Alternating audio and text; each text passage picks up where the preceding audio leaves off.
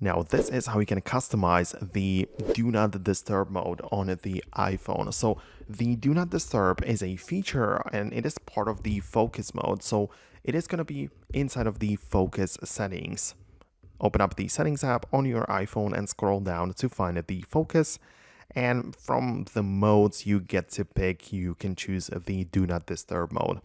And the first thing you can customize is the people and apps which you want to either silence or allow during this mode. So if you tap on people, you can choose specific contacts to be silenced and specific people which can be allowed. Same for apps. Both sections can be managed, so you can enable for instance, that the only notifications you are going to receive are going to be from Gmail or whatever else it might be for you. For more options you have below it, you get to show it on the lock screen and hide notifications badges and some other things in the appearance as well. But the most important feature or thing to customize is the schedule. So you have the smart activation, which you can kind of rely on, where iPhone picks up on your behavior and some cues to turn it on.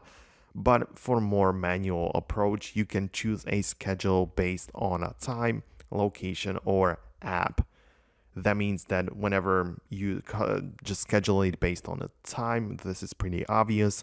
Location, you can choose work or a specific address, or an app, meaning that whenever you open up the notes, for example, or whatever app you choose, the focus mode or do not disturb mode will be turned on automatically.